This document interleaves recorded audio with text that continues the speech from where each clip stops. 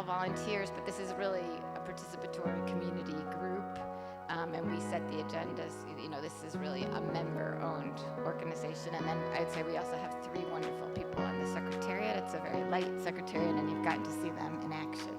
My task next is to challenge all the members here.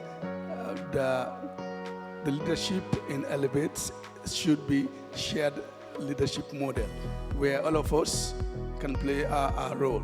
So my name is John Kabia again, and I'm a member of the steering committee since 2021, right? 2021.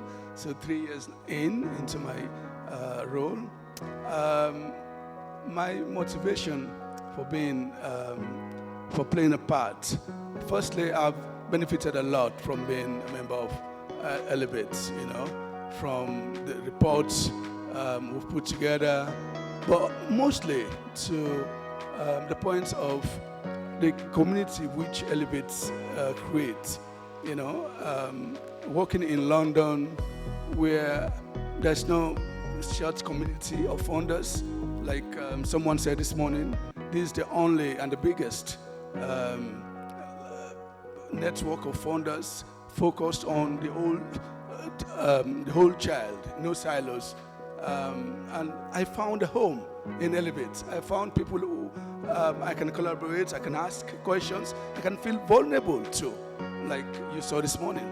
And I value that. And so the least I can do is also to help run Elevate, to volunteer. And so I'm excited. I know Maureen has already introduced our incoming members, so you don't have to feel bad. In Sadaf, Yvette, and Anna, you know, we have people. So I'm encouraging all of you. We have a rotating membership on the steering committee. So I know in the next year, others will be rotating off. So please, that's one way people can volunteer for leadership in Elevate. But also we have the working groups. You know, the working groups are member-led. You know, we encourage people to take leadership. You know, the secretariat already does a lot. There are 3 members. I mean, I always say, you people they punch above their weight, you know. So we need the members to really take leadership in those working groups. Without you, the working groups will be dead.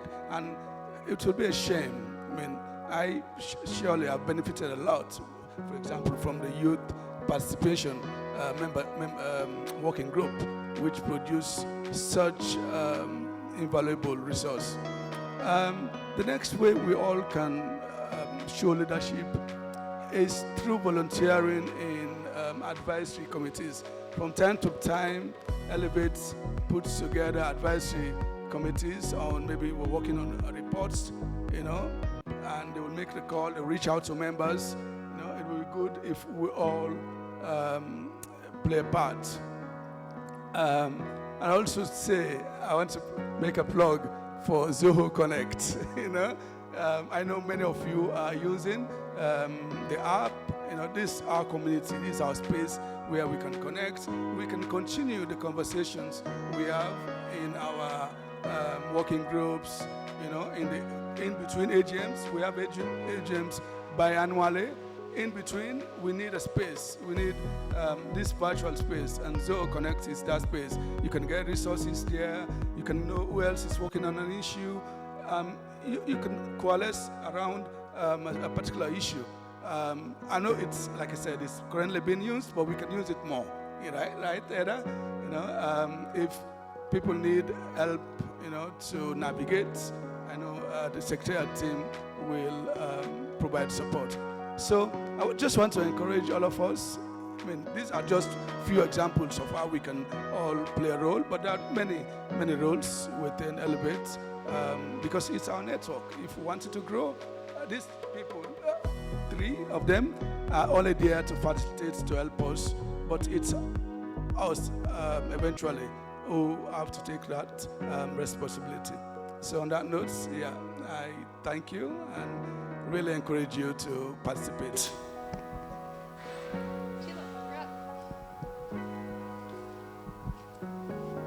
Thanks, John. Making my job easier. Well, I'm so pleased to have this space and time where it's just us members, and talking a little bit about what we want to do. As Maureen said, this is your network, and it is driven by you, and we are facing a evolving, shifting, growing field, and I'm just constantly inspired by the ideas that you bring to us, and we're always open to exploring new ideas together.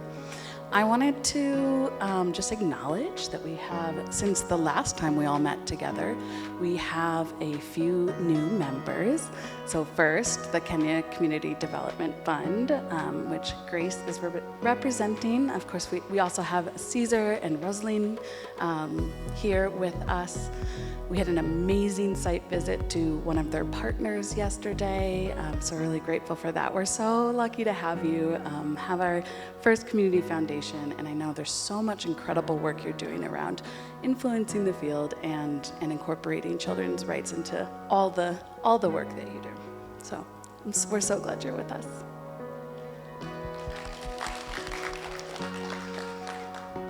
And we also newly have the Regional Early Childhood Network Fund.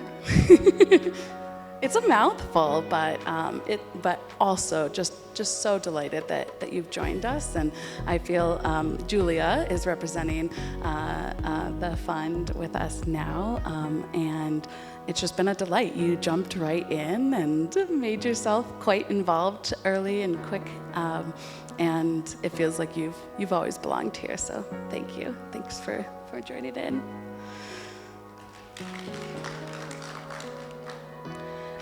We also have the Alana Foundation, who's joined us, who's based out of Brazil. That's represented by, at this conference, Laís Fleury, who is not with us today because she's leading a delegation of young people. Last time it was the Pope. I think this time, I know. She's always meeting some people important and really giving young people a voice around climate action. But she will be joining us later, coming this evening, so we'll see her tomorrow, and she'll be on 2 plenaries on Thursday. So you'll get to hear a little bit more about them and their really interesting model. As you said, Ken, being able to bring Global South rooted foundations into this network is a really, really powerful opportunity for us to be breaking down these silos and building the bridges that we want to be doing together. Shadika is also a new member. Unfortunately, due to budget constraints, could not join us, but really, really wanted to be here. They focus a lot on girls education, and hopefully we'll have an opportunity to meet them in person sometime soon. And then the last is Ariadne Charitable Trust, and also could not be here with us today. But we're lucky that each of these new organizations and our existing philanthropic members really bring just like a beautiful set of strengths and perspectives to make our work stronger within these collective efforts.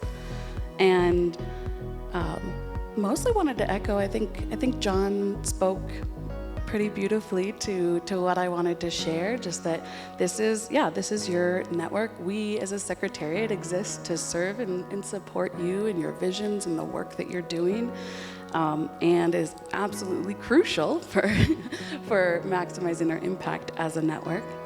Hi, Caesar. That's Caesar. We mentioned you earlier. As John outlined, there's a lot of different ways to get involved. That could be through joining a working group, an advisory committee. That could be hosting an event or a webinar. I've talked to some of you recently about some exciting work that you have done, and just being able to share that with the network and making the connections that we're talking about here that are so important for us to be doing in this field. If you haven't been as engaged recently, and also I think it's a this is also a beautiful moment in which we have new members join us, new representatives from our members. We intentionally are here in Kenya, we're intentionally in Africa, and ensuring that passport privilege doesn't keep members from engaging. So we're so delighted to see new faces that we hope to continue to engage and be a part of. And I would encourage you to either talk to myself, talk to anyone from the Secretariat, but we also have something called an ECFG 101 that can be done for you and all your teammates, just outlining a little bit of who we are, what we do, and starting to make those connections for whoever is joining us within those. And as I said, really, I think you're in the work, you're in the weeds daily, and if you have ideas, dreams, visions of what you want to do with other funders, with other partners, that's what we're here for. We want to hear your new ideas and help to make them come alive. We are seeing some change. Our network is playing a crucial role in shifting the field. We've seen some things, particularly around child participation and thinking about the whole child. But we also know that there are a lot of complex challenges facing children, their families, and their communities now, and we want to be flexible and responsive to that evolving landscape. Of course, always prioritizing the voices and needs of those we aim to serve. So, looking ahead to day 3, where we have some action space, we'll share a little bit more about what that is, but the gist is that we wanted a space where there was no set agenda, but you as members, as well as other attendees, could suggest topics that we dive into, particularly around action-oriented areas. So there's going to be lots of conversations and potential partnerships and new ideas, and so coming together and kind of lifting some of those up and bringing it to the full network. So throughout today, tomorrow, the reception that we have, be thinking about what are some things you want to see happen in the network, change, build, evolve. We've got working groups that ebb and flow. Do we want to continue to invest in those? Do we want more project-based approaches to the work we do together? Really want to hear, like I said, from each of you of what you envision and how this network can be most supportive to you.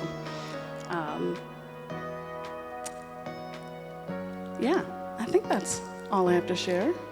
So I am going to pass to Zoe first.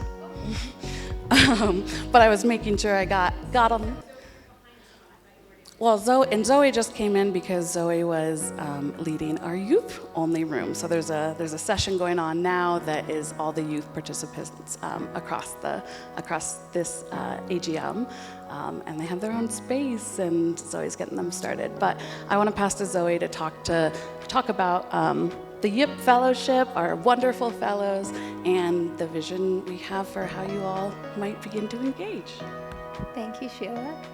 And forgive me, I'm not like a huge fan of speaking in front of people, so I am going to go back over to my laptop for security. And to be clear, the fellows are leading the youth-only session. They really pulled that session together like over this last weekend and have just been really incredible. So they said that because I'm under 30, I get to stay, but I'm not leading that space. But I know that folks probably have potentially some questions, as this is a very new thing, and can try to answer some of those in the Q&A as well. But just wanted to, kind of follow up on the session this morning and say that we have fellows, and that's so exciting. And they're here kind of as there's kind of three primary roles that we see for them within the network. One as just kind of an overall educator, bringing in their own expertise on their interest areas and their own lived experience. Two, as an advisor to the Secretariat, inputting on programming and sharing with us in those ways. And then also as hopefully an advisory body to our members. We've heard over and over again over the years that folks feel like they might not have the resources or the capacity or whatever else within their own organizations to fully bring in youth voice, or that it feels too risky. And so part of this is that even if you just want to like have a conversation with somebody to get a youth perspective, like we are doing the meaningful back end part with them, and they really, really want to talk to all of you. They're really excited. So yeah, I'm hoping that folks will reach out and want to engage with them. I think part of the thing that I also just wanted to note is I imagine folks are kind of wondering what exactly are they going to be doing? And I think that the answer to that is that we're co-designing the program together with them. So we obviously have some kind of like goals and objectives in mind, but every piece of this, from their activities down to the evaluation process, will really be designed in partnership with them. So more soon, but if it's something that you're excited about too, please reach out. And yeah, let me know if you have any questions.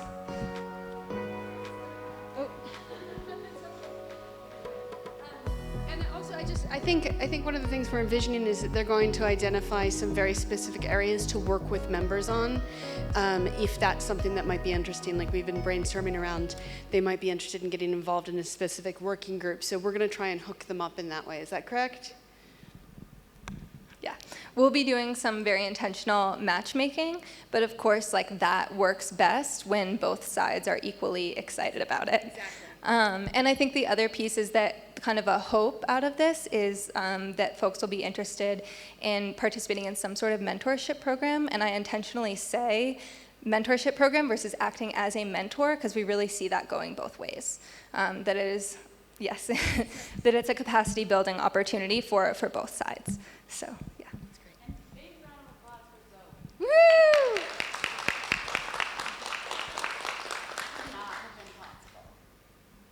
And there you go, Maureen. Thank you. Well, a shout out to the whole Secretariat for a very light and lean and pulling off this amazing meeting.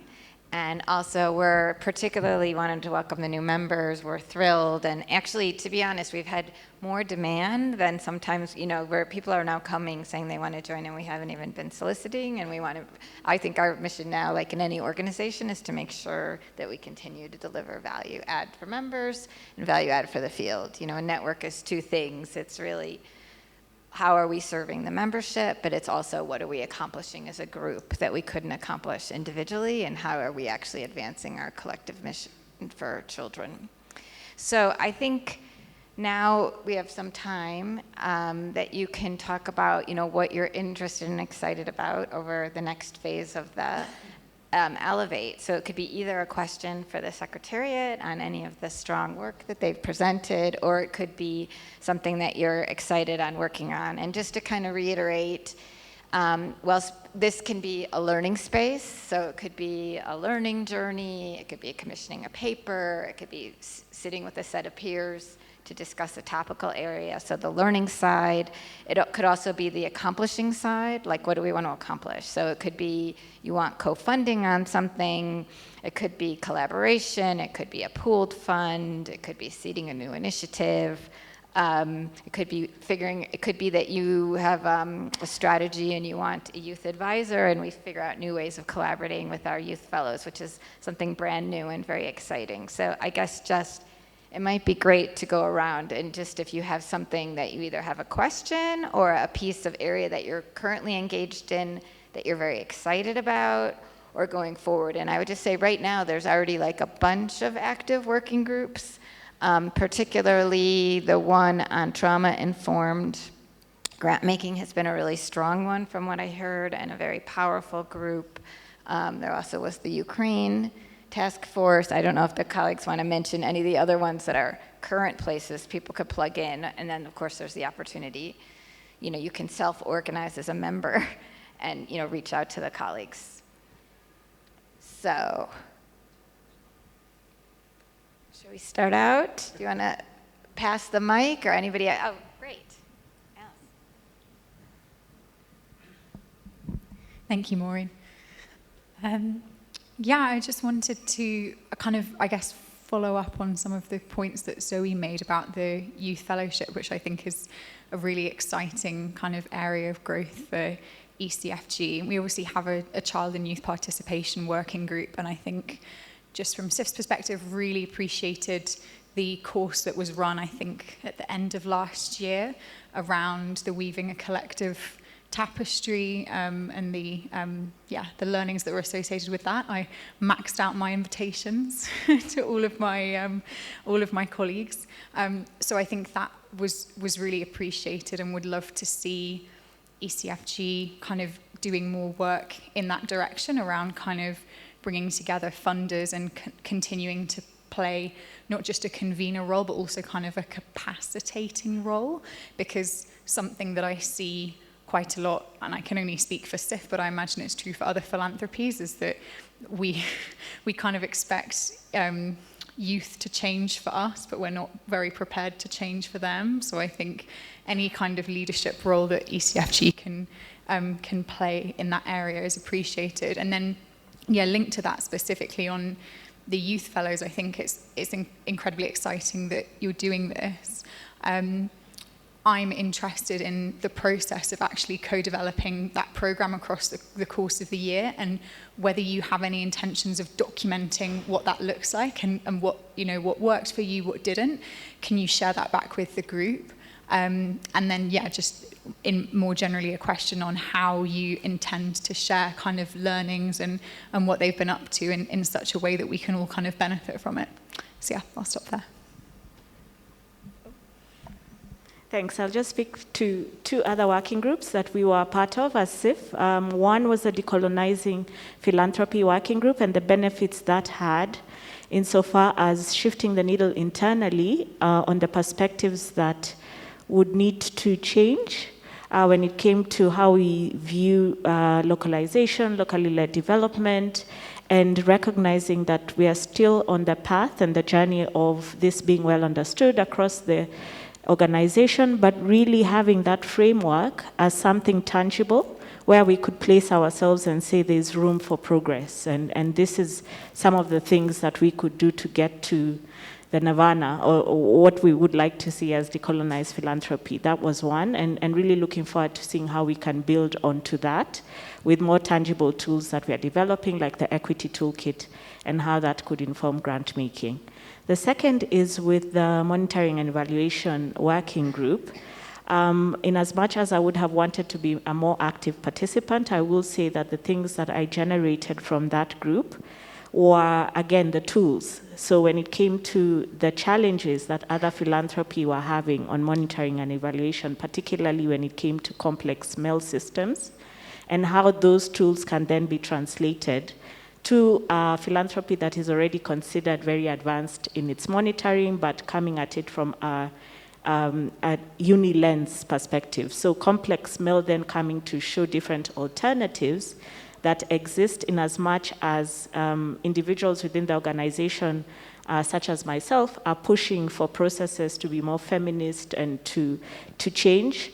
Complex mail gives an option in different ways that we can view monitoring. So I just wanted to extend my gratitude for those two working groups and see how best we can continue to work together.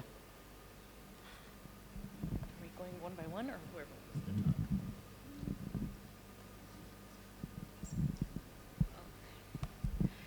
Hi everyone again.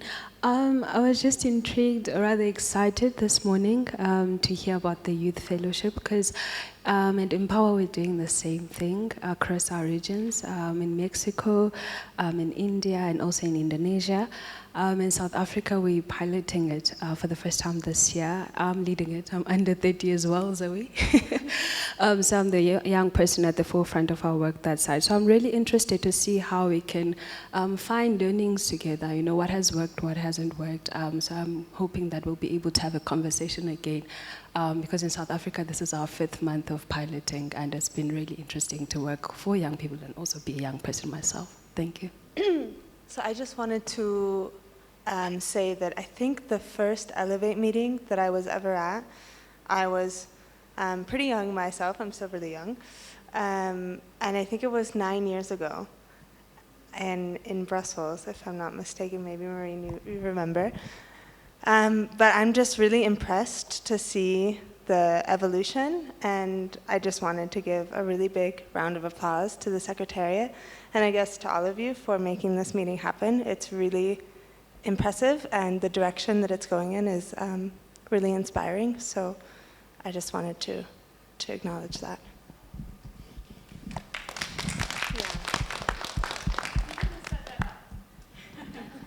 And the youth fellowship is incredible, and it's really amazing. And I got to be a buddy, or I get to be a buddy for one of them, and that is really, really cool as well. So good job, Zoe. I said before that we hear from folks over and over that they feel like they don't have the capacity or mandate or anything else to do this on their own. That's not necessarily true for the people in this room. We have a lot of members right here who are doing a lot of this work in really meaningful, incredible ways on your own, and this program has really been informed. I talked to a lot of these folks in the consultation process before developing this program, so just wanted to acknowledge that really quick. And then also in the documentation piece, I think the answer is yes, of course. And it's kind of happening in two ways. One is the Secretariat and the consultants that we're working with, kind of like documenting learnings from our side of things. But the fellows also this week came in like super excited with an idea that they had talked about together about how they want to document their learnings and how exactly that will happen. They've talked about maybe a podcast, maybe some sort of series. We'll see. But yes. I'm going to hand it over to Maureen now to close us out a bit. When you're finished, don't dismiss people. There's one more bit. Sure. So just to say, again, this is really a co-creation space. So you have the next sort of day and a half, heading into Thursday to really think about, your own journey here as an individual. We heard a lot this morning about ageism or childism, about decolonizing practice. I think we're all of us somewhere on that journey as individuals. Where are you and your institution? We're all walking in here probably with institutional mandates that we have to deliver on. What's the network between us? Like, what's the interconnectedness? Maybe it's even just talking with like one other member or two other members, but is there some peers with whom you really can gain something? And then finally, like, what is the might of this body together? Like, what is private philanthropy, private capital? Like, we can take more risks, we can do something longer, we can demonstrate new practices, we can try and influence the big guys, we can demonstrate better practices on youth that shift an entire field or other fields. The Child and Youth Participation Toolkit, it doesn't just have to go to child funders, it could go to a whole array of funders that work with young people. So like, dream big, what do you feel like? How can we as a group better deliver, to advance the rights and well-being of children and young people and social justice generally, and how can a group like this do that? So you can think about that, and those are the ideas to kind of ruminate on for Thursday, which is our co-creation day. So just to say, this is your network, led by members for members. We have this extremely light and high-functioning secretariat. I mean, really 3 people, that pulled off this with some others, but almost a 200-person meeting. And also guide this highly valuable work every day.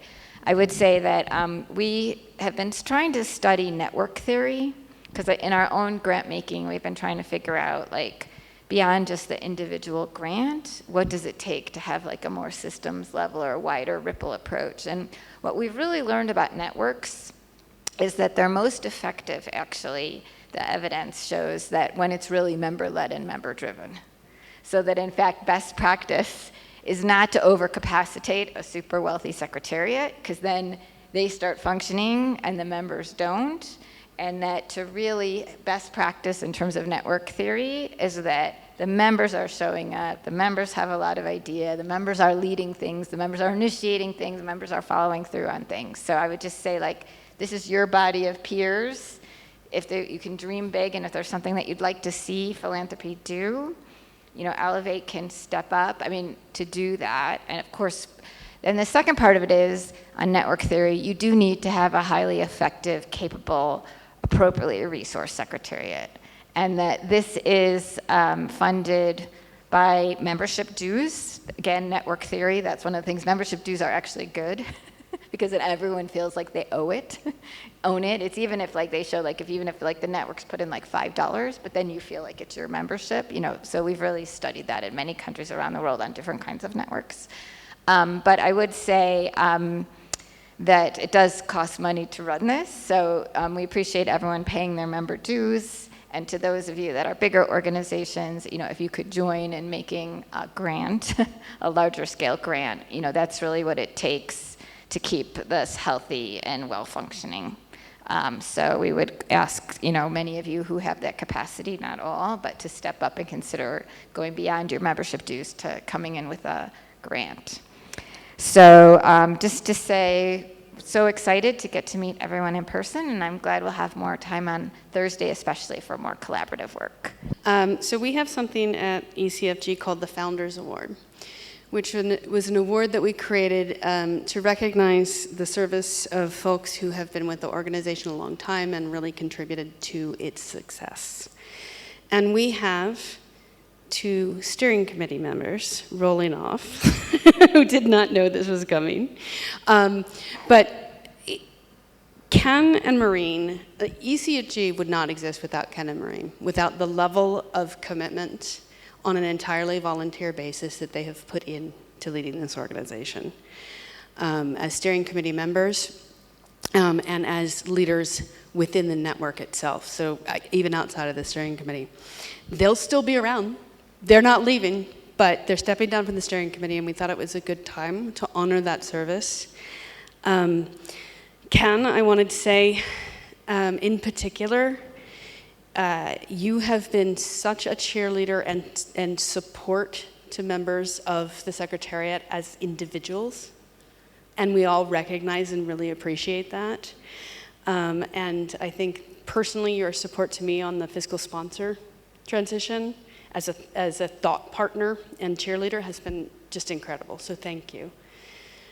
Maureen stepped in to be chair for a 6-month basis because we had a gap, which is just a huge amount to do. And you've been around, I don't know how long you've each been on the steering committee because it precedes the current team. You guys have made Elevate. And Maureen, I love the way that you support us to achieve the most that we can achieve. Like, you think big, you challenge us, and at the same time hold us accountable to details, which is exactly what a leader on a steering committee should do, is that accountability with vision and support. So thank you both so much for your service, and we actually have little plaques for you. Jane, can I ask you to hold that for one second?